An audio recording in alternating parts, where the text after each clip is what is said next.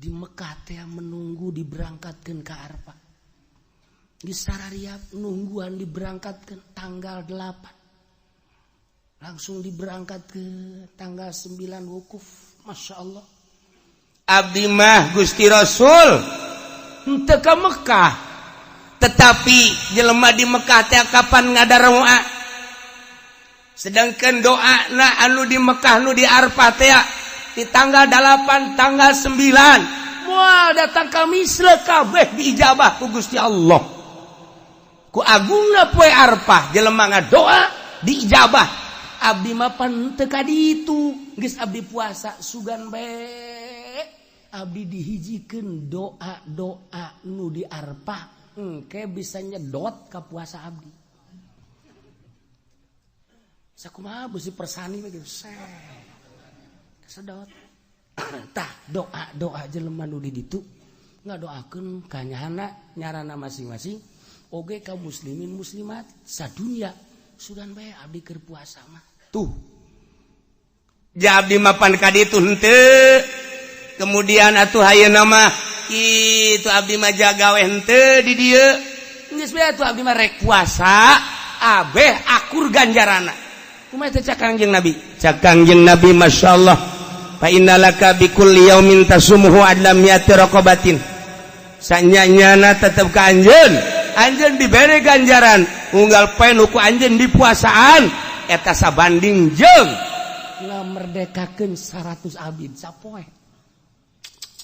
Wa mi'ata mi'ati badanatin jeung 100 onta, mi'ati parosin jeung 100 jaran yakni kuda yuhmalu alaih fisabilillah anu dipake perang di jalan Allah. Kabita jasa ganjaranana. Atuh maneh mah dibere ganjaran sarua jeung ngamerdekakeun 100 abid. Sarua jeung boga onta 100, boga kuda 100 diberangkatkeun jang perang fisabilillah. Tah ganjaran hiji ge pohara jasa sabilillah mah syahid atuh komo ye 100.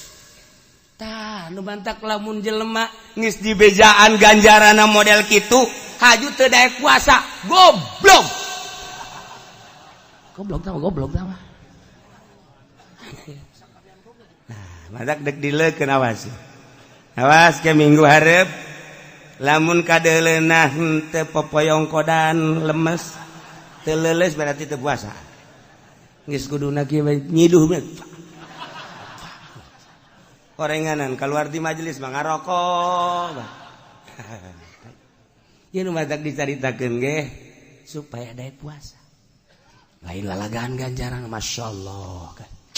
Mudah-mudahan urang gabehan dibere sehat, dibere jag-jag, dibere kuat ngalaksanakeun puasa.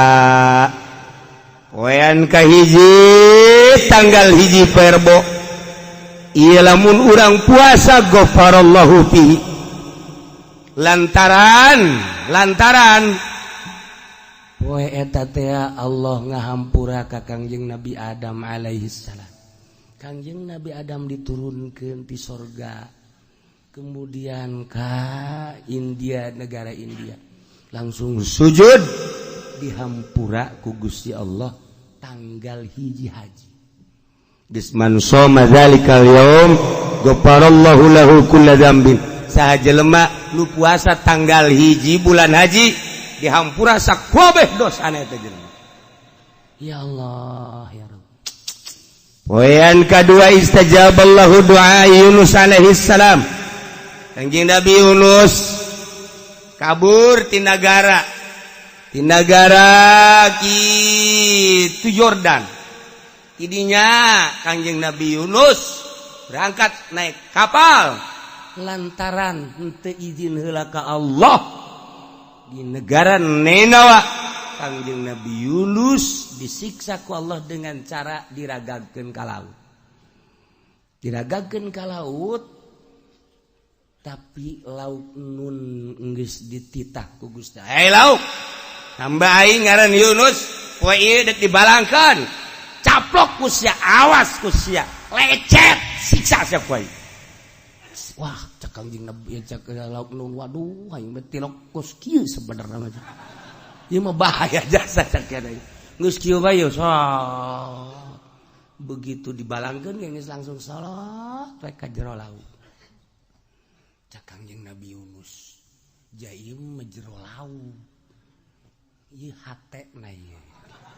Ieu ansangna ieu. Ansang ta insang.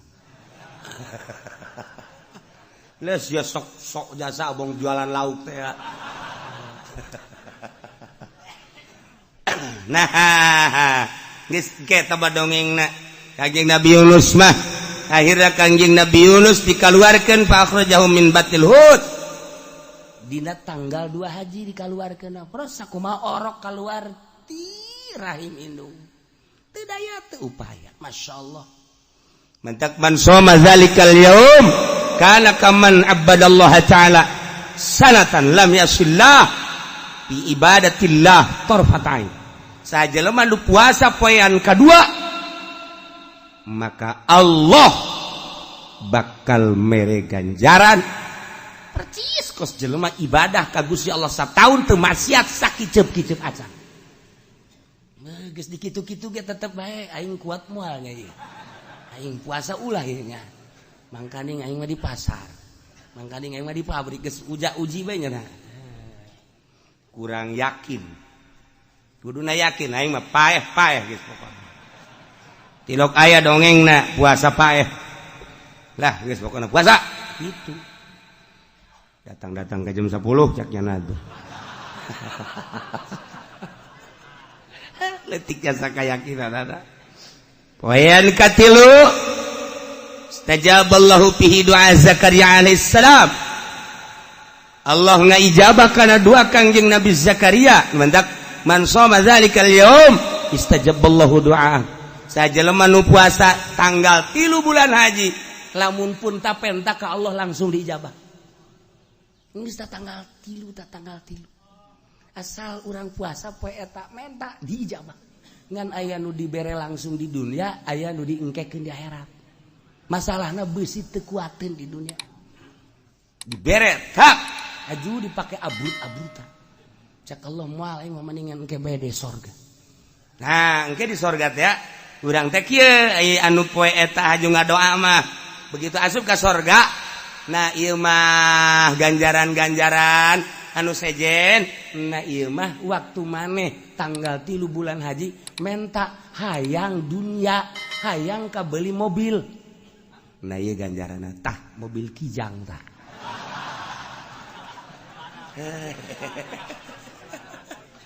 Protes jana ya Allah ya Rob, atuh kijang ge baheula keur di dunia. Nya di sorga aya kijang. Tinggalin ku batul ojol Gusti ojol jeung naon ja jeung Lexus we atupan baheula mentana kijang maneh henteu emang Gusti emang kajian kumaha Lexus bae Lexus ku murahna Gusti Allah dibere ulah Lexusnya tah kapal bae eta murah Gusti Allah dikitu-kitu ge tetep kuat moal aing nya ieu wayain maksud dibere bebejak kieu ge ye ai santri bang geus nyaho kula ge santri kiai atuh yakin geus nyaho ieu mah jang anu bangsa pedagang budak sakola nu teu nyararao nu tilok maca kitab lah aya kiai mah geus ge poho deui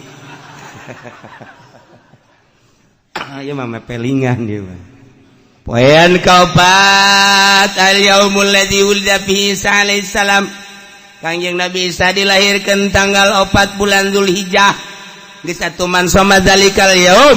Sajelema nu puasa dina poe eta yakni tanggal 4 nafallahu anul basa wal faqra bakal dileungitkeun ka riweuh jeung kapakiran. Tanggal 4. Tanggal 4. Masyaallah. Poean kalimat yaumul ladzi wulida fi Musa alaihi salam. Di mana Kangjeng Nabi Musa baheula dilahirkeun na tanggal 5 Zulhijjah. Geus man soma zalikal yaum bari aminan nifaq min adzabil gobri. Sajalema nu puasa dina tanggal 5 bulan haji bakal bebas tina panyakit nifaq jeung tina siksa kubur. Ieu penting ieu. Pilihan bae atuh urang tah. Tanggal 1 tanggal 2 iya aing mah tanggal 5 bae geus lah. Resep jasa aing mah ieu. Enggak, tanggal 1 teu puasa, tanggal 2 tanggal 5. Mun ditanya apa sih tanggal 5 doang? Aing resep tah ganjaranna tah. Eta doang tah aing mah teh. Di sisa kubur selesai aing mah geus. Aduh, budaknya gagah aing prak dipilihan puasana. Aduh, macem-macem bae. Poean kagenep al yaumul ladzi fatahallahu linabihi fil khair. Allah mukakeun ka Gusti Allah ka nabina dina eta tanggal genep dibukakeun kana kahadean kemenangan geus manungsa mah saha jelema nu muasaan tanggal genep haji yanzurullah ilaihi berrahmah fala yu'adzabu ba'dahu abadan. Allah bakal mencerongkeun dengan penuh ka deudeuh jeung ka nyaah. Kulantaran Allah neuleukeun deudeuh jeung nyaah, atuh moal disiksa salilana terus bae. Masyaallah, ngadengekeun mah pohara. Puasa moal. Aduh, Gusti Allah, ganjaranna gede jasa ieu. Aduh, ya Allah, ya Rabbi. Aduh. Lah cenah kieu tahun kamari geus puasa ieu cenah. Kuali mah geus nyaho kuali mah eta ganjaranna tahun kamari geus. Tahun ieu mah moal ji. Beuki dibere beja mundur sama. Yaumus sabi al yaumul ladzi yughlaqu fihi abwabu jahannam wa la tuftahu hatta tamdi ayyamul ashr. Poean katujuh mah poean di mana poe eta teh ditutup lawang jahanam teu dibukakeun deui datang ka ayyamul ashr tanggal 10. Mulai poe eta tutup lawang neraka. Jahanam ditutup kabeh. Nu mantak man samahu aglaqallahu anhu 30 baban minal usri. Wa fataha lahu 30 baban minal yusri. Saja lemah nu puasa dina poean katujuh Allah bakal ngonci 30 lawang kesulitan, bakal mukakeun 30 lawang kagampangan. Bah pohara jasa. Poean ke-8 sok dingaranan yaumut tarwiyah. Tanggal 8 tarwiyah man somahu utiya minal ajri ma la ya'lamu illallah. Bakal dibere ganjaran teu dibere nyawa ku Gusti Allah ku gede-gede da ganjaran. Nu penting maneh puasa tarwiyah tanggal 1 tanggal 2 tanggal 3 tanggal tanggal 7 sakitu gedena 8 mah tarwiyah ulah hayang nyaho sia ku bade gedena. Masyaallah. Model dibabagi we anak tah jang sia tah jang sia jang sia. Nah, anu bungsu mah tiok dibere nyaho. Tenang cenah geus. Make kiceup sagala takol make kiceup. Hiji tah, kedua tah. Dah, bulu deja satu gol de tah. Cek lu bungsu teh aya abdi. Geus tenang. Maksudna naon? Imah jang sia. Kedokan jang sia. Tuh kabeh mobil di jalan jang sia kabeh. Sokon mah. Sia kabeh geus. Nah eta nu bungsu mah teu dibere nyaho. Nu kahiji kadua katilu kaopat dibere, tapi nu bungsu cukup ku kicep. Asal geus kitu we geus mantep jasa. Urang bae ku babaturan teh babaturan keur ngababagi tah. Noel ayo gampang ya mah. Pareng poho ka dituna. Atuh poho ge model si eta. Gusti Allah mah boh tu malah poho. Nggak dijamin. Ya Allah. Nah, poean ke-8 ialah ngaranna yaum arfah. Poean arfah mah man shamahu. Sajelema nu puasa dina poean arfah. Bayangkeun coba kana kafaratan lisanatin madiyah wa sanatin mustaqbal. Eta puasa bakal ngaparatan sataun katukang dihampura dosa, sataun kahareup dihampura dosa. Tama sataun katukang kahareup. Kapan tuh haparatan?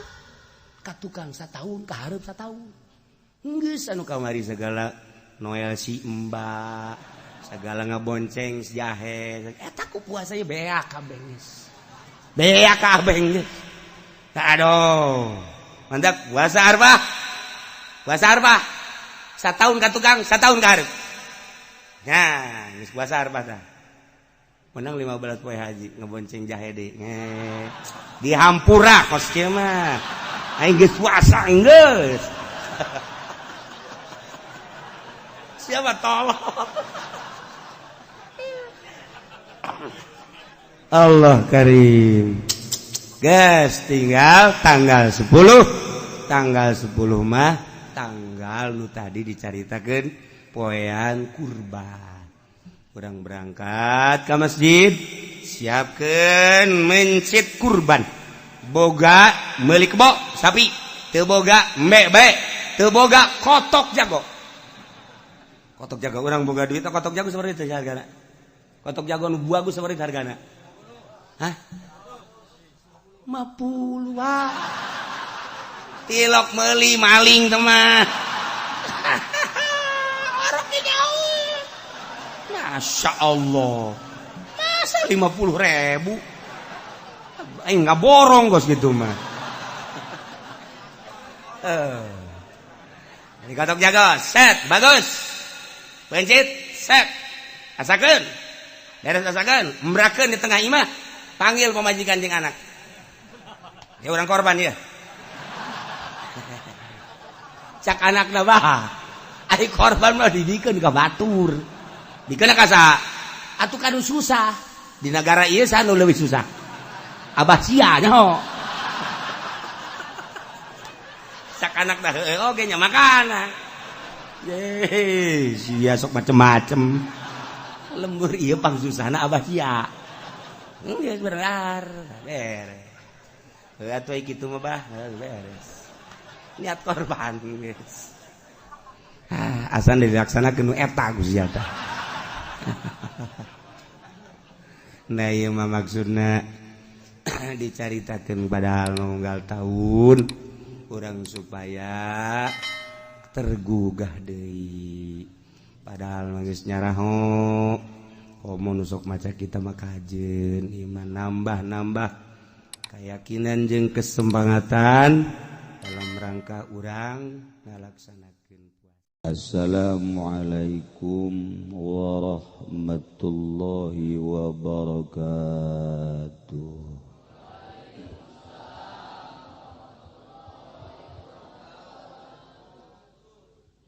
Alhamdulillah wassalatu wassalamu ala Rasulillah wa ala alihi wa sahbihi wa mawala amma ba'd.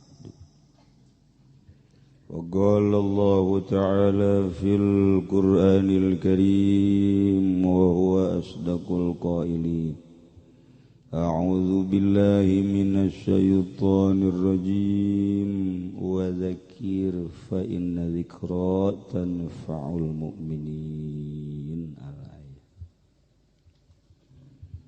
langkung tipayun orang sami-sami nyanggakeun puja sinareng puji ka Gusti Allah anu maha suci nu parantos masihan tina rupa-rupa nikmat ka urang sadayana terutama nikmat anu kacida pisan ageungna nyaeta nikmat iman sinareng Islam.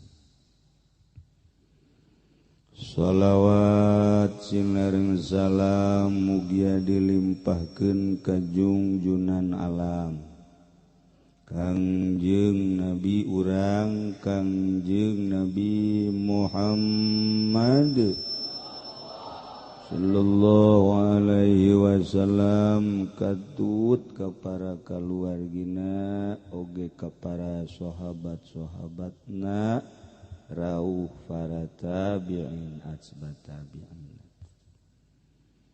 Al-mukarramun para alimil ulama, para asatidz, para tokoh masyarakat, bil khusus pisan di tengah-tengah urang aya kasepuhan urang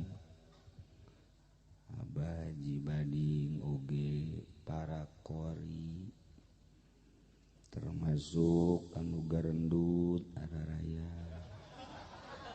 anu buukna panjang aya anu macem-macem lah campur-campur aya aparatur pemerintahanana aya termasuk supir kula tadi lurah nyana mengabdikeun diri hayang jadi supir tanpa gaji malah gajina deuk dibikeun ka kula bener sebab teu boga gaji pan lurah mah naon nu dibikeun atuh kumna ahli-ahli besar bil khusus ka Bapak Haji anu anyar Bapak Haji Diding sekeluarga nu awal ngundang mah walimatus safar menjelang keberangkatan sabulan keneh geus ngundang cek kula waktu datang deui waktu teu paham nya maksud waktu teh moal maksudna mah jadi bodoh guru ge ye balik teh Mekah ngundang deui bae keur memehna teu bisa jadi cenah ieu mah syukuran aya geus atuh ieu nang mindahkeun 3 kali mindahkeun ya alhamdulillah nu jelas nama kersaning Gusti ku akrabna sareng Pak Guru Diding jeung almarhum bapakna Aat atuh akrab jadi alhamdulillah geus aya coretna di Lauhil Mahfuz malam Senin ieu dina acara syukuran kepulangan ti tanah suci ngayakeun pangajian ai sugan ulama tahlil beres tahlil dahar balik teu kudu macem-macem aya bae loba jelema ieu si jelema kabeh teh lain ieu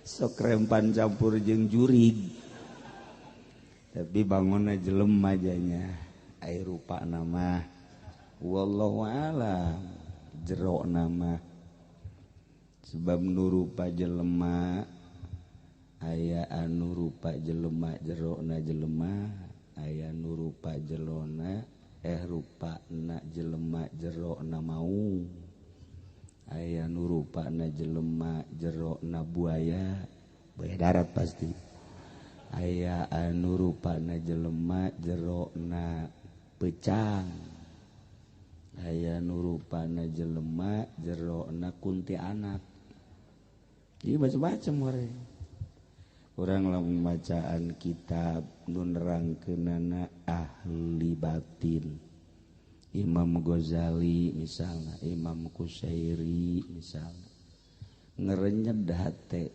sok rempan urang teh dirupakeun jelema tapi horenganan jero nama mau ya ieu sieun pan mau masuk ngerekeb jadi berarti lamun aya rupana jelema tapi sok ngerekeb iya mau tutul kajian kukuman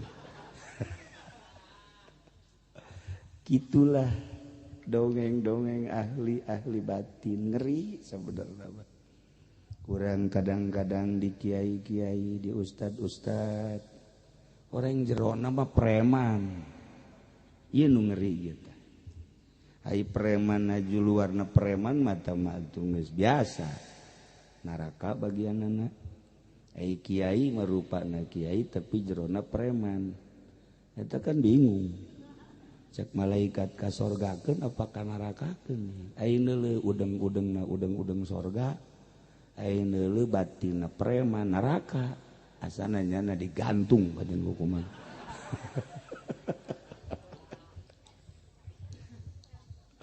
Ya Allah, lamun urang ningali seputar kahirupan hewan cek Imam Ghazali nusok sering kukula dibahas-bahas hewan eta kapan sahewan hayam atuh ngahijina jeung hayam munding ngahiji jeung munding cek urang Cikupa mah kebo kenyawan munding nya nama bahasana kebo aju sapi jeung sapi deui manuk jeung manuk deui jelema ge kitu jelema ge ngahijina kitu bae tah lamun santri ngahiji jeung santri deui budak sakola ngahiji jeung budak sakola deui polisi ngahijina jeung polisi deui abri ngahijina jeung abri deui.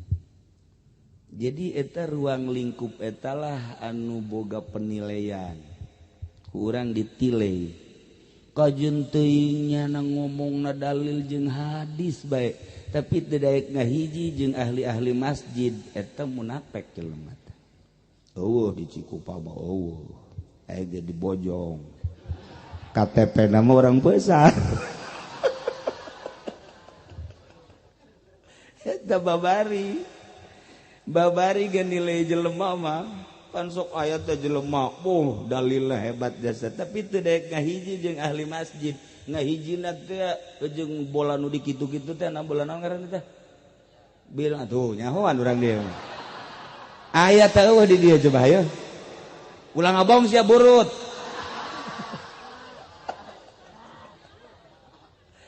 urang dieu mah nyahoan jasa tuh ngahijina jeung nu kitu deui dalil tinggal dalil babari oh berarti kadinya loyogna dia kotok gembungan jeung bebek ngahiji cek bebek ulah ka dieu aing mah baris bebek sia mah jeung kotok ka ditu teu daekeun kotok deh tah tukang main gaplek ge teu daekeun jeung kori ngahiji mah daekeun tanyakeun ge Ustaz Abdul Rahim aya eueuh nu tukang main gaplek ngahiji jeung nyana eueuh paling ge nyana ngahiji jeung tukang gaplek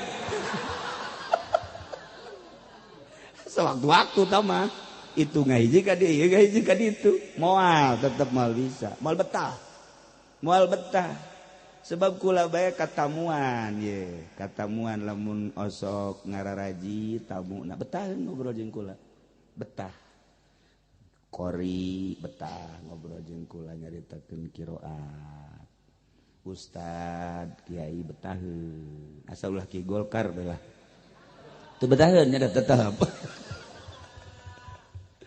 teu betaheun tuh ya tapi lamun bangsa polisi teu betaheun jeung kula teu betaheun asal gek bediuk Pak priwit na mana tuh sok aju bae cenah kiai mah teu betah abri teu betaheun aya lain polisi jeung abri nu sok ngaji mah aya ngan teu betah komo pejabat mah DPR asal datang bae ka imah kula tutup poin bae nya cepet bae singkat teu kebal-kebal perluna bae teu betaheun nya diuk sok kumaha kursi kula teh aya pakuan teu betah sebab kebal-kebal nah ieu budak ieu ku aing dirindes ya DPR tinggal DPR teu betaheun bener datang ka kuari tilok eta tamu DPR salamet alhamdulillah masyaallah emang senang gitu ketemuan DPR embung aing mah teu hayang mun kitu mah bangsa moal tasbihna nu gede. Rasa barang ditanya lain tukang mas jualan tasbih orang.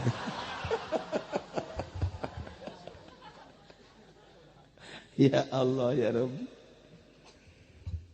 Teh jadi urang hirup teh ku Gusti Allah geus di kelas-kelas. Ini nyala sesuai jeung ilmuna masing-masing.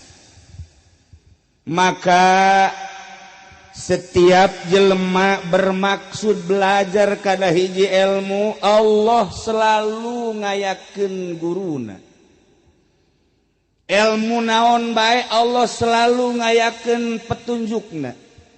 Mun dieuweukeun lain pangeran berarti Allah loba kakurangan.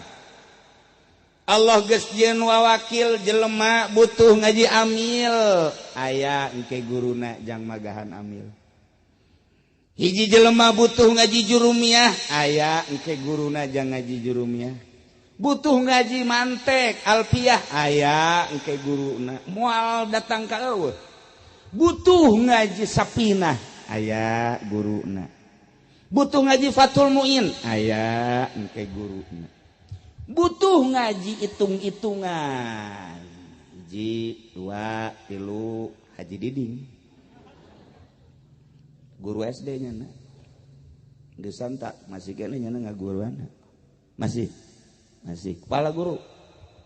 Membawahi seluruh guru sasakolan tapi. Nah, butuh kuari ilmu ngagitar. Aya kan di dia guruna? Aya. Coba mana?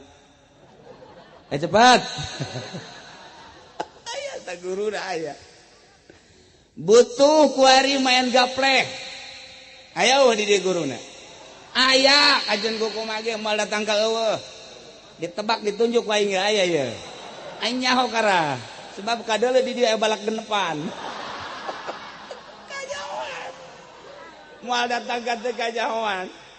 Butuh kuari main koprok. Budak kuari nyahoan teu main koprok. Nyaho ja sia mimitina. Emang kumaha gitu.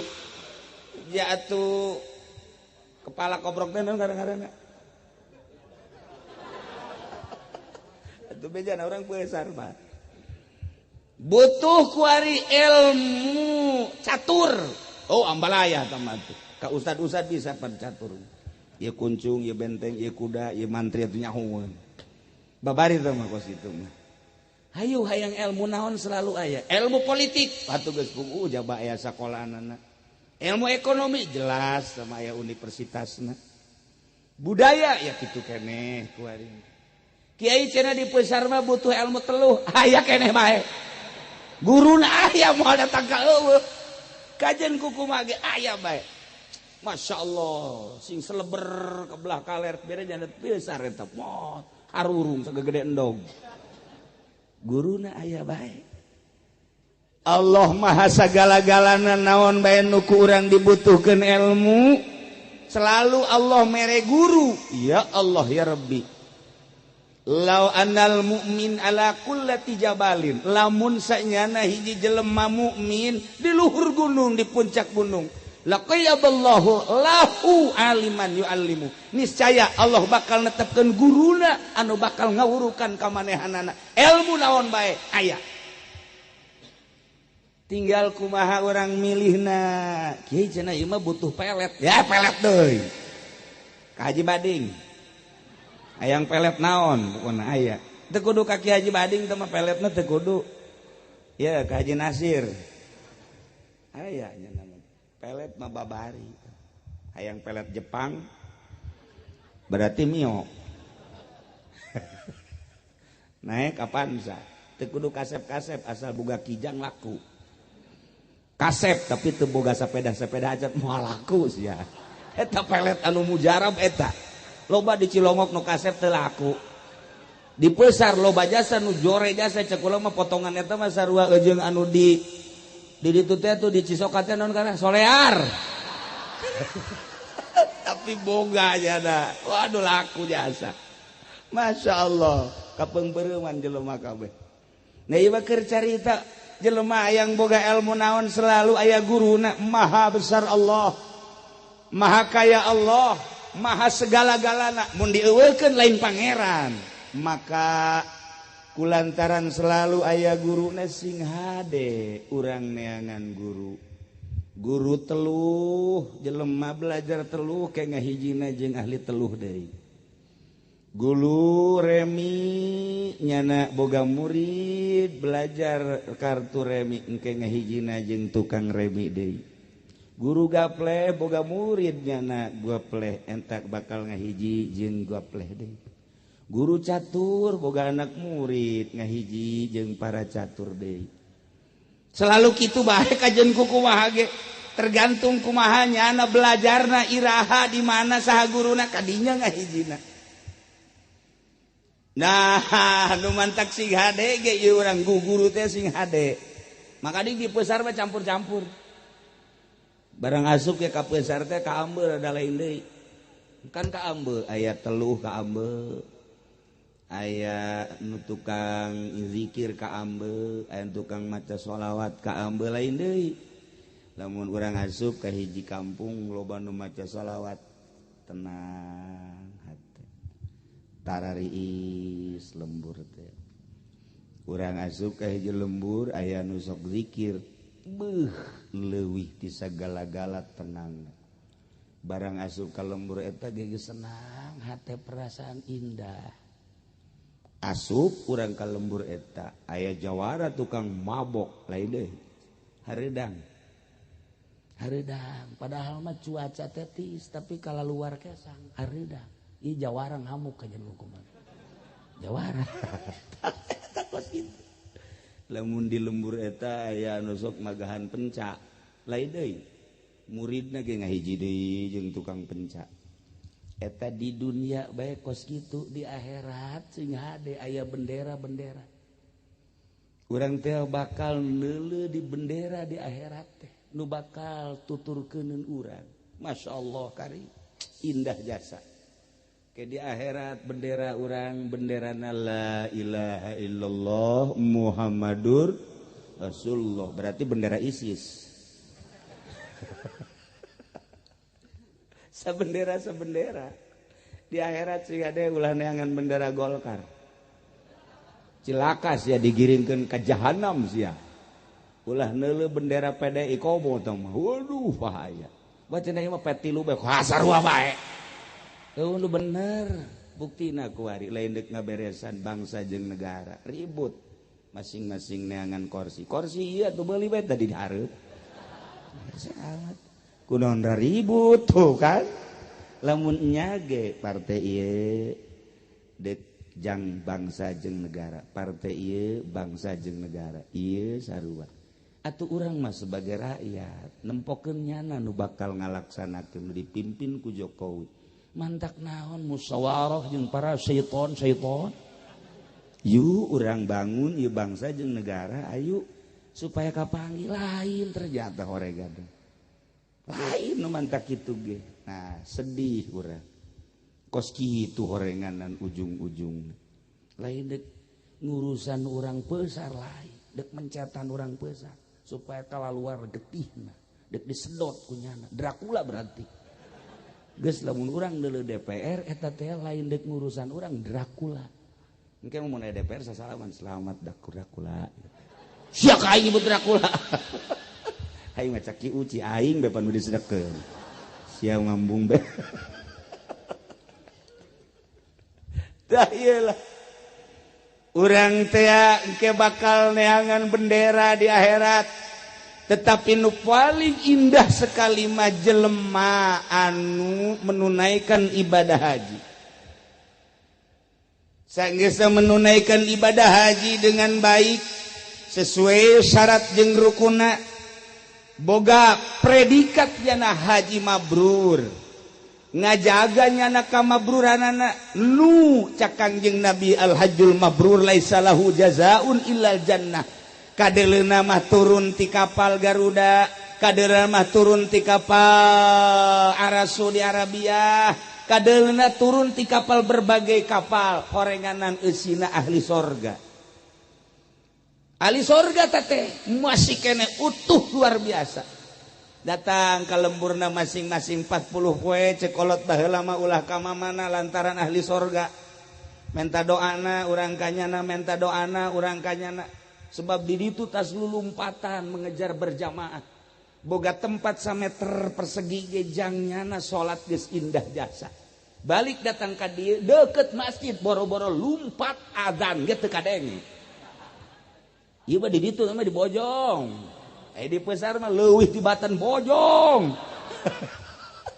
nang lulumpatan di Mekah di Madinah muru berjamaah ku gede jasa ganjaran anak balik ka urang bisa-bisa 40 poe atuh nyala lumpat ka masjid teu bisa sapoe dua poe malah geus berjamaah di masjid geus tinggaleun geus kajeuna ge tinggal mah salat di imah sorangan aya deui kadenge magrib azan saha budak eta nu azan oke wudu datang ka dinya geus tahiyat di Mekah mah lulumpatan datang ka dieu wallahu alam bisawab watak nagara meureun nya watak nagara jeung watak kampung eta jadi kos kitu loba ki haji nu di ditu lulumpatan harenggosan alhamdulillah cenah kiai kunaon kaburu kula berjamaah bagus aya di nu bebeja lompat bae cenah kiai kaburu keneh alhamdulillah barang datang ka dieu mang ngelumpat teu berjamaah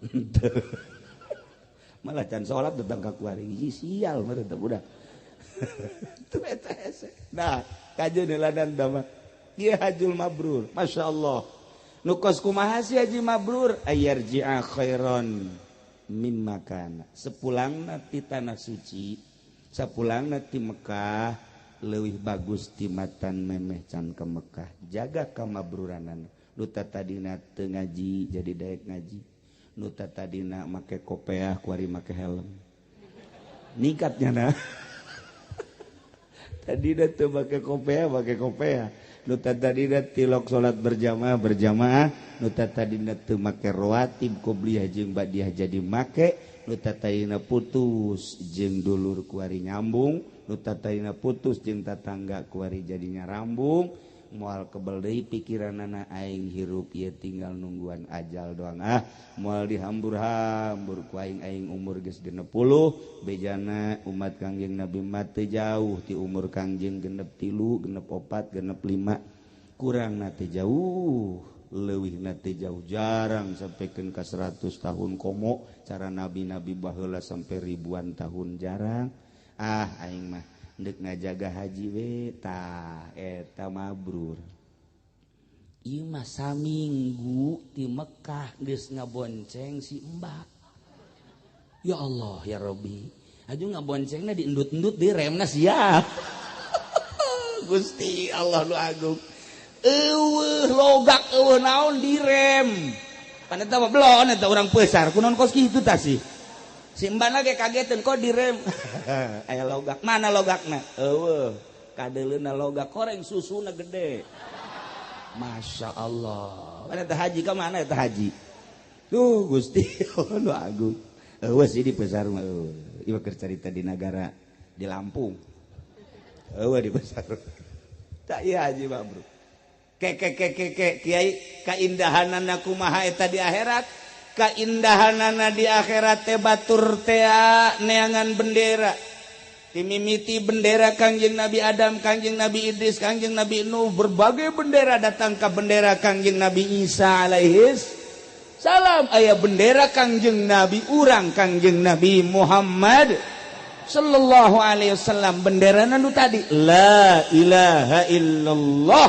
Muhammadur Rasulullah nusoku urang dibaca ari bulan Ramadan wa tahta liwa'i sayyidina Muhammadin sallallahu alaihi wasallam yaumal qiyamati sairin Gusti abdi mah hayang digiring ka sorga di bawah bendera tahta liwa'i nabiyina tapi jelema nu hajina mabrur mah geus teu butuhan bendera kumaha kitu Baitullah dirarangkenan dihias sakumaha panganten dikaluhurkeun Baitullah teh katingali ku balerea ditambai ku malaikat wahai para hujaj ayyuhal hujaj jelema-jelema nu kungsi munggah haji nu kungsi muteran tawaf di Baitullah ta'ali hai ka dieu wah haji lalumpatan kabeh anu sering munggah hajina dihareup anu 10 20 dihareup terus makin ka dieu nu 5 kali rada tengah nu 2 kali rada tungtung nu sakali tungtung ditungtung sakali oh masalah yang penting rombongan haji bae. Waduh ieu Baitullah dirarangkenan dihias dibagus-bagus dikaluhurkeun ku malaikat diiring ku jelema anu pernah tawaf di Baitullah cek malaikat ayyuhal hujaj wahai jelema nu pernah munggah haji pernah tawaf di Baitullah segera kuari orang berangkat nuturkeun Baitullah menuju surga Allah. Wabeh tercengang jelema. Sedangkan nu munggah haji mah panti zaman Kangjeng Nabi Adam terus be haji mah teu eureun-eureun. Nu terakhir ialah di zaman Kangjeng Nabi urang berangkat wabeh menuju surga Allah. Nu teu ka Mekah sedih jasa. Cak nu can ka Mekah waduh itu si rombongan nu ka Mekah tah mah. Kabeh ka ditu aduh aing baheula sawah boga padahal. Aduh aing teu kaburu kajual. Aya ge nu belah ditu kajual pake meuli Innova ku aing. Ya Allah. Aya di Jawara. Aing ge kaduhung buku ngajual mah ngajual. Haju ka mana? Pake ka Karawang ku aing.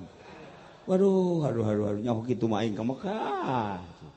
Masya Allah diiri urang lamun nyaritakeun alam engke kemudian ngiring Baitullah ngentab hate urang indah Masya Allah kari aya deui ki haji anu nyana ge pernah ka Mekah tapi ku malaikat dijaga ieu kula dek pilu saha ieu kula haji saha Haji Efredi coba dulu barang di dulu siapa haji ke Mardun siapa tuh menang ini mah khusus mabrur menang siapa Mardun lantaran siapa iya balik di Mekah teh penari tajuk pegawai anak ulah lo bawa mau malaikat teman rahasia perusahaan tahu Mardun betul bisa iya manu al hajjul mabrur laisa lahu jazaun illal jannah nu ngiringkeun surga mah haji mabrur.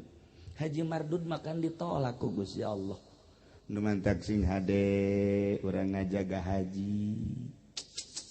Lantaran istimewa jelema nu geus munggah haji, boga derajat sakumaha tadi ayarji'a khairan mimma kana sapulangna ti Bekah kudu leuwih bagus tibatan memeh ka Bekah. Kuari kula deuk nanya ka urang dieu. Loba di Cikupa nu geus munggah haji nu kolot baik nu ngora loba di Peusar nu geus munggah haji kula mah deuk nanya bae ka urang dieu ieu haji nu area di Cikupa jeung nu di Peusar di Bojong loba anu mabrur tah loba anu mardud ngomong sia jawab cepat tuh sentimen berarti coba loba anu mardud apa mabrur jawab atuh Gusti sekali ulah loba ulah gandeng mabrur apa mardud wah siap broad siapa jawab mardud coba contohan hiji bae haji mana nu mardud asalna sia ditalipak duke geus lah teu kudu dibejaan haji nu mana aing geus nyaho lah pokona mah geus nyaho jagus ka gambar sapira Peusar atuh geus ka gambar Peusar bahasa gede-gedena Peusar gitu kene Cikupa Bojong janyara raho pelimbahna di Bojong nyaho ustad jeung kiaina ge nyaho nu salapi jeung modernna ge nu nyaho kabeh nyara raho geus teu kudu dibejaannya beusi sia haji anu cenah cilaka sia dia teluh bisa ulah geus kajawan di Peusar ge sarua nu mardud nu mabrur boro-boro ku Allah ku penglihatan urang geus kadeuleu mardud asana teh maki haji tah mardud asana ki haji ceuk kula ge asana loba anu mardud bener ieu mah akur teh jeung ente antu loba ki haji ngibing ge eneh coba atuh nanaonan ki haji ngibing di luhur panggung emang kiai neuleuh atuh ai liwat bae kitu tah deuk ngariung liwat nya teh ki haji gitulah para jamaah kaum muslimin wal muslimat rahimakumullah maka urang syukuran ka Gusti Allah hiji syukuran urang dijadikeun hamba Allah jadi manusia teu dijadikeun monyet mun urang meureun dijadikeun monyet mah ayana di solear pan monyet mah teu pantes mun make dasi tapi urang makan jelema atau pantes make dasi asal make calana tapi mun make dasi haju untuk make calana mah tuh sarua bae kumasana monyet nyasar ini.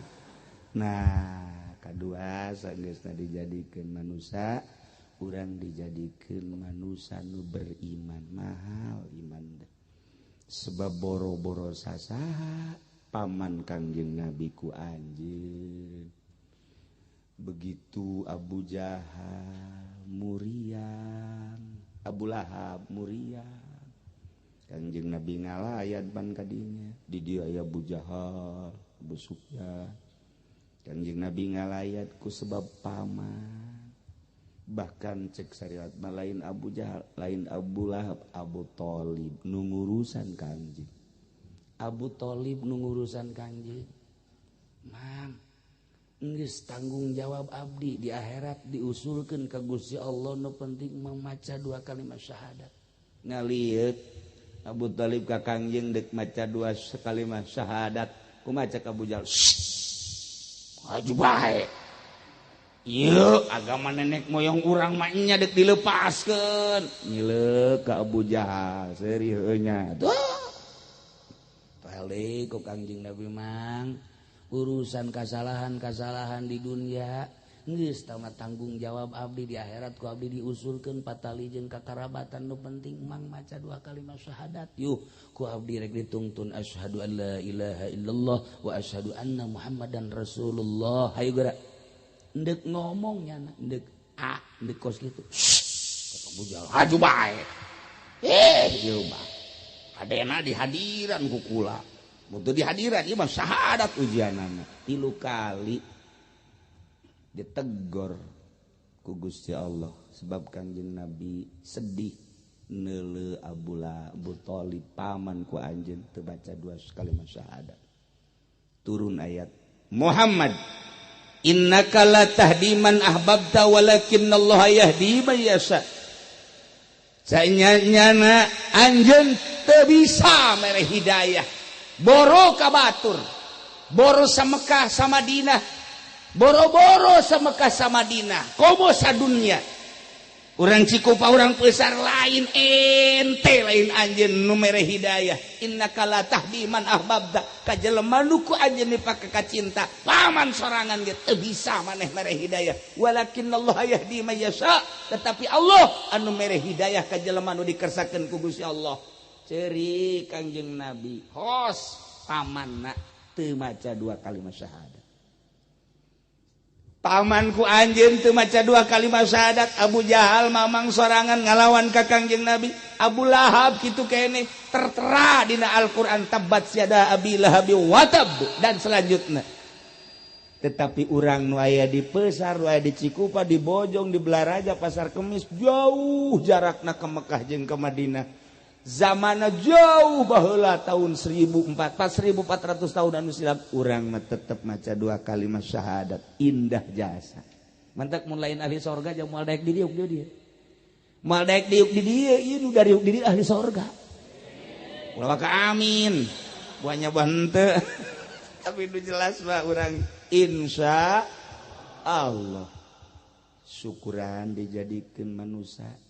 Syukur kedua dijadikan hamba Allah manusia nu beriman nu mahal iman teh nu sakumaha tadi boro-boro urang cacak paman ge teu iman saenggeusna beriman urang bersyukur kuari bisa ngalaksanakeun syariat sakumaha tadi mingguan urang ngaji ya Allah ya Rabbi ya kusuna anu nyaritakeun para rusul-rusul ya Bani Adam. Hei Bani Adam, wahai anak Adam, sing hade cek Gusti Allah kaula nurunkeun rasul-rasul imma ya'tiyannakum rusulum minkum mun kaula ngadatangkeun rasul jeung pasti rasul-rasul bakal datang jang nyampaikeun yakusuna ayati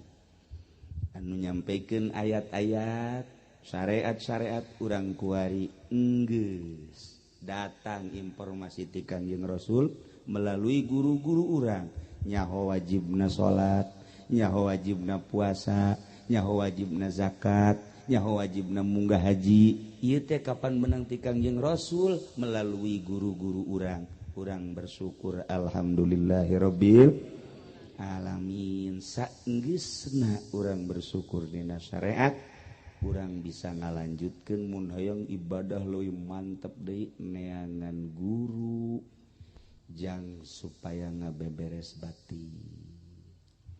Ai salat mata mah engkug-engkugan zohir kadeleuna bagus hebat tapi kan kadang-kadang hate mah lain keur salat kuku lagi kata raja ya urang salat di masjid make sajadah nage bagus menang pamereti Haji Didi terus rapi diseungita mantep jasa sajadah bagus bajuna bagus bahkan make irtidah nage bagus siwak nage aya 2 jengkal korenganan kayu langbo nyiwak deh mantep sholli fardal maghribi Allahu akbar tegep kan tegep mun ditanya ku batur itu saha woi Mang Haji Soleh tamu bener keur naon keur salat hebat jasa barang ditaliti horenganan hatena keur di mall ya kan tuh jelemana di masjidna bagus di luhur sajadahna herang diseungitan deui mun nanya keur naon eta keur salat Allahu akbar dage menit tegep horenganan barang di deuleuh hatena keur di mall Masya Allah eta kan lain saeutik nu kos kitu ieu pangsa potongan nu karieu tah emang bener gitu salatna ye nu di mall di Indomaret macem-macem nu keur di dinya tah di mana kara tadi dinya tuh siapa nyaho Citra akur bener engge inget kayak ngadenge suara siapa sebenarnya mah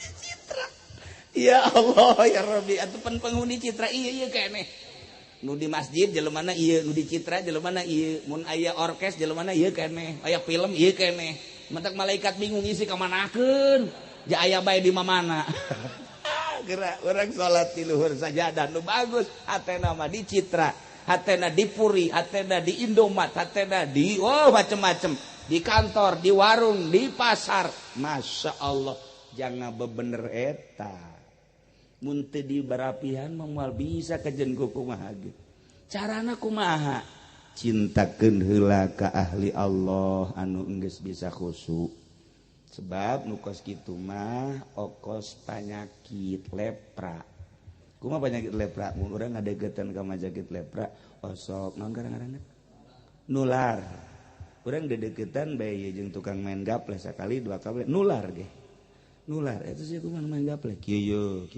ieu naon ieu mah eceng ieu naon kali itu na Pak Haji 25 bloon ya Allah aing bingung ngaji di dia jadi janawan koskar itu kumaha ngajina teh sih tak kitu tah ya sekali sapasa naon gitu saminggu nyaho urang nular urang ndeuleukeun main catur teh urang haju nanya ieu pan leumpangna ka dieu ieu mah kuncung ka dieu leumpangna ari mah pan kitu lalangkan kuda ngalengkah tuh kuda mah kok kitunya ieu benteng jadi ka dieu ka ditu hari ieu mah menteri ieu sok dijagaan bae teu kajagaan modarnya teh ieu hari ieu nu gambar jareup we eta mah Kurawa tuh urang coba sekali deh tuh nang saminggu 2 minggu milu urang nular ngaranna mentek ulah salah cacampuran urang mun ngahiji bae jeung Ustad Abdurrahim saminggu bae menang bangsa hiji bae mah bismillah Bismillahirrahmanirrahim aya tuh saminggu bae mah tah Cak Abdurrahim eta kurang hehemna jadi eta kurang kos kuda bejakeun guyana ge teh tuh kaditu dapat urang nanya ke ai lagam teh emang sabaraha macem sih nanya urang dibejakeun nular ngaranna kumaha hijianana tah ngahiji jeung ahli batin engke ge ngahiji kok kieu suka kitu eta mah ria nu kos kitu kok kieu eta kitu eta mah ujub nu kos kitu mah sakali 2 kali 3 kali terus urang hijian nyaho eta bisa salat kita khusyuk kanyahoan kan salat nu khusyuk jeung nu teu khusyuk teh kanyahoan emang teu kanyahoan untuk kanyahoan lain deui nu khusyuk mah beda tenang salatna kok bisa tenang sebabnya nak salat ke Allah Allah neleukeun jeung aya kumaha si urang lamun dihareupeun raja na aya berani urang macem-macem moal berani urang dihareupeun bupati sementara urang anak buah bupati moal bisa macem-macem sementara urang dihareupeun Allah nu Allah mah teu pernah teu neuleu teu pernah teu ngadenge teu pernah henteu nyaho isin urang deuk teu khusu kumaha mulai wajah heueuh nya Allahu akbar Allah nu maha agung kadeuleu urang ku Gusti Allah kadenge isin urang mun macem-macem ketika urang Allahu akbar Allah nu maha agung hate urang aya di mall cak Allah kemana tah po aing leungit nu aya mall nanaonan sia balik deui nya bismillahirrahmanirrahim alhamdulillahirabbil alamin setan kan hadir setan di dieu dipuri didinya dicitra aya nu anting nu gede sabelah sia tukang jagong buukna ge beureum sabelah deui teh budak beureum sabelah anting gede sabelah tolol teh budak kadeuleu sia eta urang peusar karena eta tuh mulai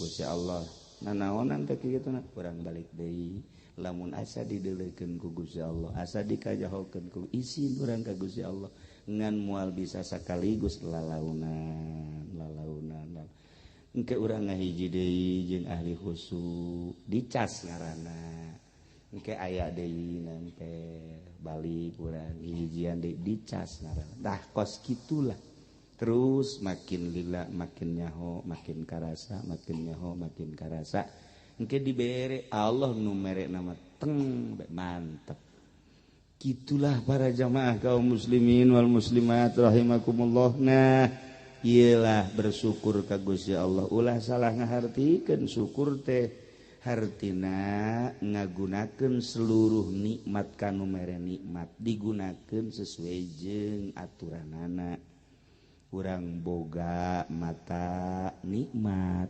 bikeun kanu boga nikmat kanu mere nikmat pake ibadah ceuli nang pamere Allah nikmat ceuli aya nu mere saha Gusti Allah sing hade ceuli lain nu urang aya nu mere gunakeun kanu merena seluruh anggota urang aya nu mere saha Gusti Allah gunakeun pake berbakti kanu mere eta syukur urang mah lain kitu pan syukur boga anak aing 3 nu hiji mah alhamdulillah jasa ai datang bae mau kopi mau gula mau roti mau rokok karesep aing jinggo budak beuh tah mah nu kahiji mah masyaallah ngaran si Dedi ku soleh teuing teh si anak aing tanya osok salat tilok aya salat mah tuh nya mah nyaritakeun soleh teh karoko bloon teh coba mau gula, mau kopi, mau roti, mau rokok soleh tak anak aing mah nu eta padahal tilok salat aya nu kadua mah nu kadua ieu osok salat puasa magahan ngaji malah ngan mun datang tilok barabere anak aing nu kadua mah bego tah mah jelema teu soleh mah kunaon tilok warna naon ka dieu malah mah ai balik bae bah aya ongkos tolol tah eta budak teu soleh tah mah nu kahiji nu soleh mah ai nu kadua tadi nu tilok mawana naon sok salat mah rajin malah magahan budak ngejah tah salah pan urang kanu itu mah soleh kanu tilok salat asal mau jinggo bae soleh ieu mah ieu nu sok salat nu sok puasa teu soleh sebab teu mawa urang mah salah ngahartikeun kai kadu tilok babawaan soleh masyaallah eta mah tetangga nu eta soleh jasa tah kunaon emang asal ka dieu bae bau mau rokok sapak kai sok salat tilok bagaweana naon judi tapi asal mawa bae kanya soleh eta mah tetangga tah ustad sok ngimaman masjid datang bae ka dieu lah ngan milu ngarokok doang bego nu ustad teu soleh tah mah kos kitu urang mah salah ngahartikeun soleh tan mantek sing hade nya nah ieulah kabita jasa urang bersyukur ka Gusti Allah sagesta dijadikan manusia kemudian dibere iman kemudian daek ngalaksanakeun syariat adapun mabrur jeung mardudna lain urusan urang nu penting urang ibadah ka Gusti Allah engke ge Allah nu narima gaduh putra diantarana ialah Qabil sareng Habil Kangjeng Nabi Adam seluruh nagaduh putrana adalah tis'atun wa salasuna 39 boga anakna 39 Kangjeng Nabi Adam dunia sakil legana diesian ku 39 sedangkeun ablag-ablagan sepi meureun dunia eta kakarak Kangjeng Nabi Adam Siti Hawa haju anaka ngan ari Qabil mah Qabil eta cak sariwayat mah lahirna di sorga ari Habil mah lahirna di dunia di dieu di bumi cak sariwayat Qabil mah Qabil eta kelahiran sorganya nama tah Qabil ari Habil mah kelahiran bumi supaya rada cepet Gusti Allah teh ngalobakeun makhluk maka ngalahirna ieu Siti Hawa sakali lahir sajodo dua lalaki awewe lalaki awewe kitu bae tah sajodo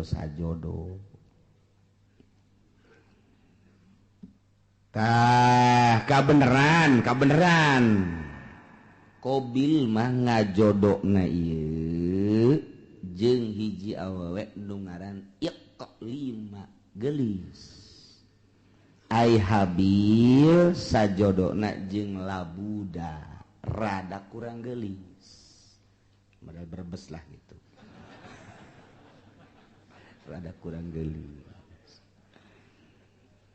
sedangkan instruksi ti Gusti Allah kawin teh silang disilang kawina lamun tadi Qabil ngadulurna ieu adalah jeung Iklima tah si Iklima anak kudu kawina jeung Habil anu tadi kaluarna ngajodokna teh jeung Labuda tah Labuda kawina teh jeung Qabil jadi disilang-silang anu pertama lalaki awewe nu kadua lalaki awewe tah lalaki nu kadua kawin ka awewe nu pertama lalaki nu pertama kawin ka awewe nu kadua kitu bae tah silang ulah dikawin kudu babarengan jeung ngalahirna harita jadi teu meunang bareng jeung kembaranana eta lah hukum di zaman Kangjeng Nabi Adam alaihis kawin dipersilakan geus aya instruksi kawin cuman instruksi hukumna kudu disilang teu meunang jeung kembaranana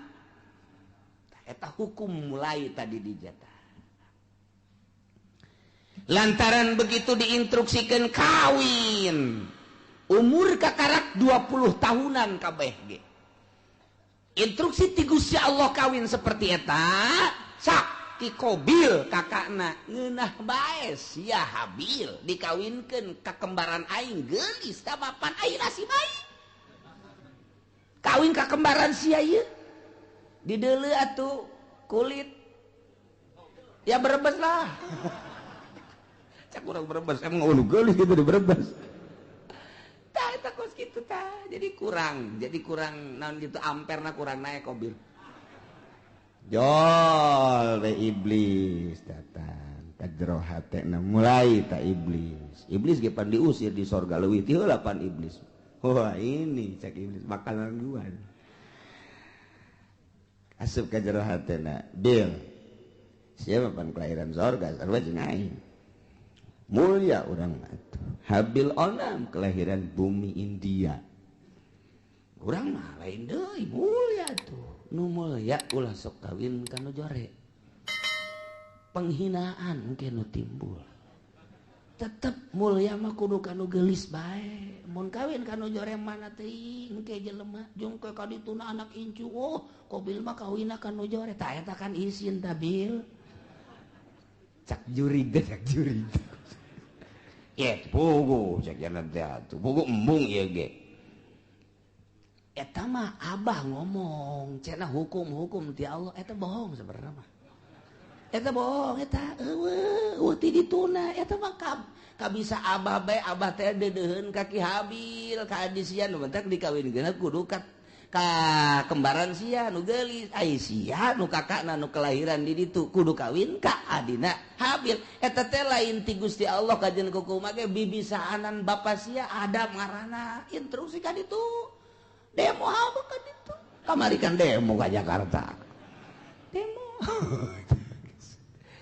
pugu ye ge cak Qabil teh aing tetep bae embung kajeun kumaha ge embung bae beja ka abahna bah naon Qabil ubah abah bae iya nu bener ya utar atur nikah ya hari gitu instruksi itu Gusti Allah asal teu adil ya kos kieu ya manya ai kula dikawinkeun kanu kurang geulis ari Habil dikawinkeun kanu geulis ta ieu teh akur kos kieu teh lain ti Gusti Allah kajeun kumaha ge kadengen ku Habil cak Habil teh Qabil ulah kitu aing mah andai kata aing titah kawin kanu jore aing mah daek bae namun bener-bener ieu instruksi ti Gusti Allah aing mah geus kumaha Allah bae lantaran dia moal kembali hidup di dunia engke ge urang bakal baliknya ka Allah darah sia ngomong sangeunahna bae geus bae bae ieu mah bohong ieu lain ti Allah ya kajen kumaha ge lain ti Allah ieu mah kajen ti abah ieu mah memang abah bangkawarah ya mulai ta eta lamun sok nyarekan abah teh eta mimitina teh tidinya tah di Cikubaya duaan dan sok nyarekan abah teh iya Masya Allah mulai tidinya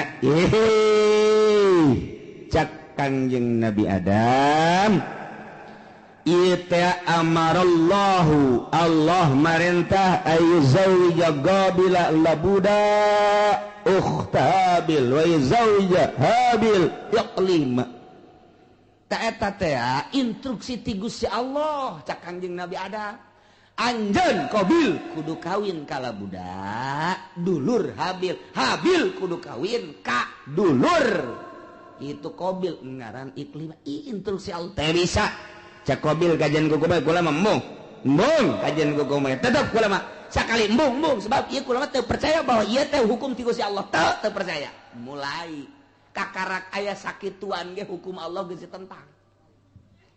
Cek urang mah tuh kakarak tarurun di sorga pan mah tah.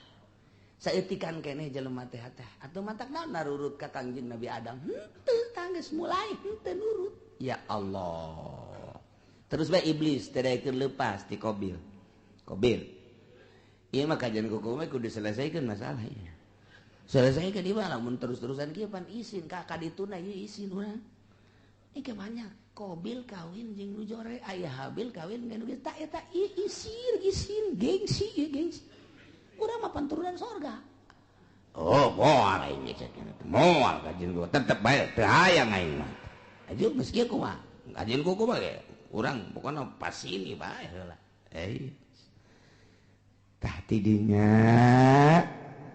Qabil mikir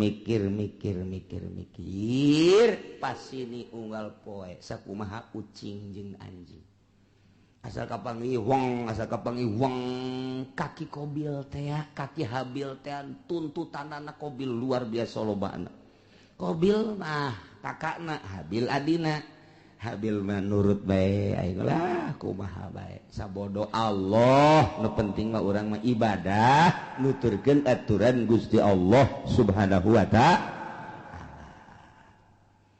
lantaran terus-terusan memuncak permasalahan teh tah kuari mah diinstruksikeun kieu ayeuna mah kieu bae atuh nyieun korban lamun memang bener-bener ieu teh kitu menang ti Gusti Allah maka engke aya tandana mun maneh teu percaya bahwa ieu teh instruksi ti Gusti Allah sok nyieun dumades maneh ka Gusti Allah taqarrub ka Gusti Allah sapopoe maneh mah ieu Qabil cak Kangjeng Nabi Adam teh kunaon teu inget kanu nyieuna ieu tuturkeun Gusti Allah ibadah ka Gusti Allah moal kembal hirup di dunia tuh deuleu Qabil tuh Habil mah nurut jasa adina kebenaran nurut kakana kurang nurut datang ke kuari tak kakak sok rada kurang nurut heran orang-orang nanti dituda ya Allah eta kos gitu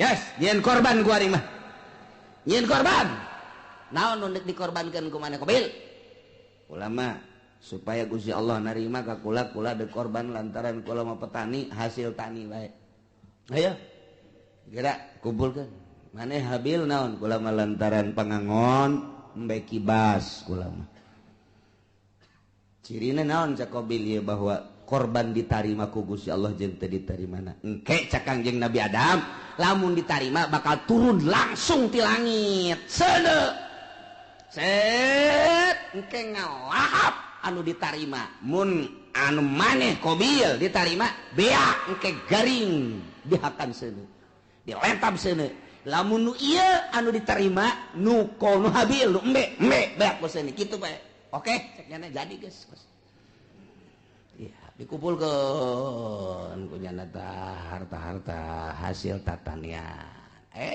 nu dikumpulkeunana hasil tani mun pare nu pangjorena nu dikorbankeun teh lamun gandrung anu geus pangjorena kurma nu pangjorena dihiji-hijikeun bangsa anu bakukulna eta dikorbankeun ari nu bararagusna mah ieu dipake ka hook kunyana jang ditumpuk-tumpuk harta jore ari ako Habil mah begitu dikorban teh wow deangan umbe nu puang gedena jeung nu puang bagusna dipantian kunyana ieu nu jang Gusti Allah mah ieu korban ka Gusti Allah entakan nu puang gedena puang bagusna puang lintuhna jadi beda karakterna ai Qabil mah kos urang Cikupa nu pangjorena bae ai Habil mah kos urang Cilongok nu pang bagusna bae sia cek urang Cikupa tak eta kos kitu kayana teden bek teu kebal langsung turun seuneu tet neong itu turun seuneu cak Qabil pasti nu aing nu dilentab ka jeung ku komaha pasti nu aing mun aing nu dilentab berarti aing kawin jeung nu gelis mun aing kitu dilentab berarti ieu teu beres urusan ieu turun seuneu ka dieu ka ditu aing nu dilentab embe plek ceret bawa ka luhur teh aya tinggal ieu bae korban Qabil hasil tatangin hasil tani nu jarore teh teu dilentab ku seuneu tuh cak Kangjeng Nabi Adam nu ditarima nu mana nu ditarima nu mana cicing bae Qabil teh gas ulah loba omong ya Qabil teh abah kuari cenah rencana ka Mekah mah eger ka Mekah ka ditu atuh eta ka anak ka kolot kos kitu eta eger ka Mekah mah isi rek naon tuh di dieu mana naon kula mah padahal boga rencana abah ka Mekah adi dibunuh sia ku aing jadi aya abah aya keneh mah embungeun nya ge rada kagokeun kira ka Mekah ditungguan nyana nungguan abah na ka Mekah sekian bulan berangkat Kangjeng Nabi Adam ieu adalah ka Mekah Qabil tenang geus eueuh sasaha ngan jeung Habil doang berikut dulur-dulurna jadinya lah mulai nyana dendam kesumat hasud anu luar biasa di jero hatena hayang ngabunuh Habil iyalah cerita eta dicaritakeun ku Gusti Allah dibejakeun ka Kangjeng Nabi urang Kangjeng Nabi Muhammad sallallahu alaihi wasallam naon ieu nu matak dibejakeun tah kamari Yahudi kamari musyrikin munafik teu percaya ka Kangjeng Nabi ulah kaget Muhammad munafik teu iman ka anjeun musyrikin musuhan ka anjeun kapirin ngamusuhan ka anjeun cikene nu kamari dicaritakeun teh ngamusuhan ka anjeun horenganan baheula ge takarak ge turun ti sorga ka dunya ieu anak incu Kangjeng Nabi Adam anakna sorangan Qabil geus boleh teu percaya ka Kangjeng Nabi Adam geus teu iman ka Gusti Allah malah ngabunuh adina nu ngaran Habil dicaritakeun ka Kangjeng Nabi abeh Kangjeng Nabi tenang tentrem adem sebab lamun teu nurut jelema ka Kangjeng kemudian Kangjeng Nabina teu dihibur manusiawi kan Kangjeng Nabi sifat kemanusiaan apaan aing teu diturut aya kitu mah aya dongeng-dongengna tah Kangjeng Nabi Isa ge teu diturut jah heueuh tuh Kangjeng Nabi Adam ge teu diturut jah heueuh atuh kong aing abeh kitu mantap tenang Kangjeng nah ieu lah didongengkeun ku Gusti Allah melalui ayat watslu bacakeun ku anjeun ya Muhammad he Muhammad alaihim atas kaum anjeun baheula dibacakeun ku Kangjeng di Madinah terus disampai-sampaikeun ku umum ku sahabat disampaikeun ku tabiin disampaikeun ku atbat tabiin ku ari poe Minggu disampaikeun ku ari ku urang kadenge ta dongeng eta teh ta ieu ayatna bacakeun Muhammad ka kaum anjeun naon naba'ab ni Adam berita anak dua Kangjeng Nabi Adam alaihis nu ngaran Habil jeung Qabil caritakeun bil haqi kalawan sabener-benerna il qurba qurbanan waktu Qabil jeung Habil ieu diperintah dumadeheus ka Gusti Allah nyieun kadeus nyieun kadeheus nyieun takrub melalui kurban ilallahi ka Gusti Allah nu dilaksanakeun ku Habil makibas Qabil mah hasil tani yakni zar'u patukubila min ahadihima ditarima na ti salah sahijina hungkul nyaeta nu ditarima nu Habil ari nu Qabil mah teu ditarima walam yutaqabbal minal akhar kasimpulanana korban Habil mah diterima cirina dilahap seuneu Qabil mah teu ditarima cirina aya bae didinya teu robah-robah tidinya lah mulai Qabil bendu ka Habil nyimpen di jero hatena hasud anu luar biasa nungguan Kangjeng Nabi Adam munggah haji teu Kangjeng Nabi Adam munggah haji ngaharep Qabil ka Habil abah geus eueuh emak geus eueuh tinggal nyana bae Habil aya naon ka dieu aya naon cak Qabil la tulan bang aing bakal ngabunuh sia bunuh sia ku aing cak Habil qala 5 kok main bunuh-bunuh bae emang aya naon bagaimana mana kurban mana yang diterima kurban aing henteu ge atuh teh urusan Gusti Allah tah mah cak Habil teh innama yataqabbalullahu minal muttaqin nu ditarima teh jelema anu sieun ka Gusti Allah mukmin muttaqin ditarima aing teh ditarima teh mah tuh urusanna lah kurang takwa berarti teh mah ulah ngabunuh kula ka Gusti Allah kan teh bisa gara-gara sia aing bogor mah boluh sia ku aing geus bebeneran ditutur-tutur bae geus diagag-agag bae geus dikieu-kieu bae leungeun cak Habil cak adenaka dengan bahasa anu lemah lembut ka laim basatta iyadaka ma lain basatta ilayya iyadaka litaqatulani ma ana bibasiti yadiya ilaik li aqatulak bahasa lagi daheun Habil ka dek ngabunuh bae jak kurang mah ieu ajar sararieun jasa ka Gusti Allah lain basatta yakin pasti nyata lamun kakak ngagerakeun leungeun kakak manjangkeun leungeun kakak ngulurkeun leungeun kakak dek nampiling ka kula kakak dek nyabok ka kula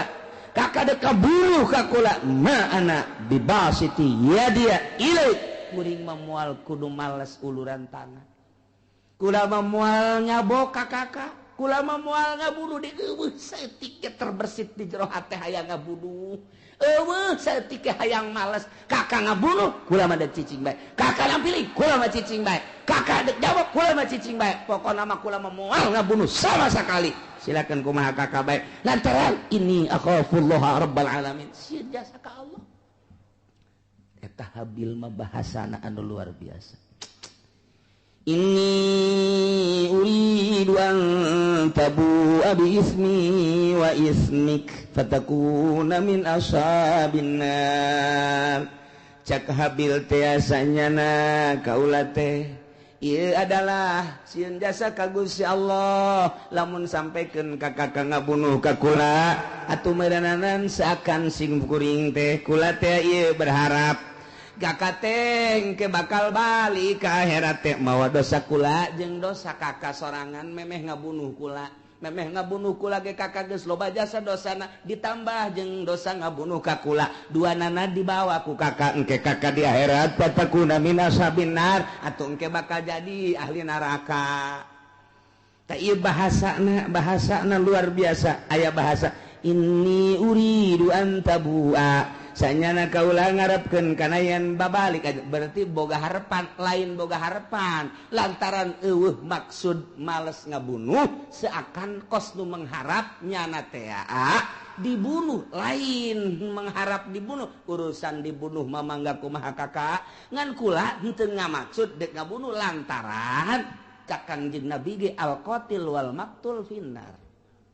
Jelema nu ngabunuh jeung nu dibunuh sarua pada asup ka neraka.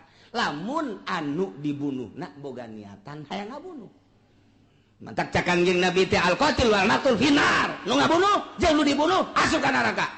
Cak sahabat Gusti Rasul, aya nu ngabunuh mah kaharti ka neraka, aya nu dibunuh, panu dibunuh ge nyana teh lamun imkan mah hayang ngabunuh. Oh jaheuh nya nyana ge ngan eleh wae gelutna. Kulantaran eleh kabunuh jangan lagi hayang ngabunuh hayang males ka eta dumadak al-qatil wa maqtul pindah Habil mah eueuh maksud ngabunuh kulantaran eueuh maksud ngabunuh dengan bahasa anu lemas disebutna al-kalamul jami'ul mani mun cek ahli dilagah mah dumadak bahasana inni uridu an tabu bi ismi wa ismika fatakuna min ashabin nar. Geus pihartieunana aduh kakak lamun kakak sampai ka ngabunuh ka kula jakula mah moal ngalawan teu hayang ngabunuh deui ka kakak atuh engke berarti kakak teh mun balik ka ditu teh mawa dosa dua dosa kakak memeh ngabunuh jeung dosa kula atuh engke di akhirat meureun pinuh ku dosa mangga sakumaha kakak bae kula mah sakadarna nasehatan doang sia ngomong ka situ balangan nasehatan sakadarna wah ini teu bisa diomong ku kumaha masya Allah. Tah gitulah akhirnya kumaha dah langsung ditikem sanggeus sadikit tikem bingung aing ngabunuhna kumaha ieu. Can aya pembunuhan pan harita. Can aya pembunuhan cara ngabunuh ngaleungitkeun nyawa artina ieu kusabab dikubahakeun lah bingung. Dijotos beusi teu bae. Digebug beusi teu bae, dikumahakeun ieu. Dikumahakeun bingung nyana. Nyana mikiran ngabunuh ge bingung lantaran can pernah aya nu ngabunuh pan harita mah. Manusia pertama nyana eta anak Kangjeng Nabi Adam anu ngamimitian dek ngabunuh datang ka ngabunuh ge bingung kumaha carana ngalamun bae Habil geus aya bae di sisi dicekelan bae kieu dek dibunuhkeun bingung cara ngabunuhna kumaha cara ngabunuhna sok iblis asup deui ka jero hateun aya sia bodoh-bodoh teh atuh ngabunuh bae heseueun amat cak iblis teh atuh teu kumaha nya can urang anu dibunuh Japan ieu manusia kakara ge urang doang. Sering ngomong we nya di jero hate jeung iblis. Ya kadeulekeun ya. Deulekeun ya. Cat bae iblis teh kaluar nu hiji tek. Hareup ngarupa nya jeung iblis tu saja gelut di bareng gelut nu hiji dicekel tek dikahadapkeun terus jokot batu digebukeun blak kana huluna. Hai. Oh, tak kitu ngabunuh mata. Jadi dicontohan ku sakadang iblis. Masya Allah tuh gitulah Qabil teh oh jaheuh babarinya eta iblis nu hiji pae kakara pae geus pae nah Habil aing geus bisa sebab aing geus kuliah aing kuliah ngabunuh aing geus disaha kuliah ngabunuh nangis aya dosen iblis langsung bae nurutan iblis jadi diperagakeun ku iblis cara ngabunuhna mantak cekel tujahkeun langsung liak nyokot batu nu gede diangkat ku Qabil gejretkeun kana huluna gujret kitu syariat masya Allah Gitulah bakal jadi ahli neraka wa zalika jazaa'ul zalimin. Nyana jadi ahli neraka babalas jelema nu zalimah tidinya lantaran keheul jeung keukeuh bae hayang ngabunuh fatawaat maka ngagoda zayanat ngahiasi lahu ka Qabil nafsahu kana nafsuna qatlahihi kana ngabunuh dulurna nu ngaran Habil diperagakeun ku iblis faqatalahu maka dibunuhlah ku Qabil Habil dengan cara diperagakeun kos sakumaha iblis fa asbaha minal khasirin barang geus bae ngalangsa lantaran iblis kalaluar tina hatena ditinggalkeun kabur malah kadenge kaburna ge hayu sia cilaka Qabil cak iblis kan cilaka sia Qabil cak iblis aing geus teu tanggung jawab aing ge ieu doraka setik di sorga turun ke handap baheula kalantaran teu percaya ke adab aing dilaknat ku Gusti Allah sia ku ari termasuk laknateun Allah aing teu tanggung jawab kumaha sia bae Qabil ceurik di dinya kadung ditangkep ku nyana aduh hadi can nyana ditangkep ku nyana masyaallah ieu aya ku kieu-kieu teuing ditangkep ku nyana bari ceurik nyaah jeung deudeuh diciuman geus pae kakak de kudu kumaha ieu teh kudu kumaha jelema geus Kangjeng Nabi Adam Siti Hawa ka Mekah adi-adina jararo tinggalnya na doang duaan ditangkep punyana geus dibunuh mah lantaran iblis tak kalaluan mana teuing luar biasa sedihna Qabil harita neuk menta tulung ka mana ngan sakikituna jelema dibabawa kunyana dipapanggul kunyana ku deudeuh jeung nyaah deudeuh jeung nyaah dipanggul tok ka Masrik 60 kilometer mamanggul bae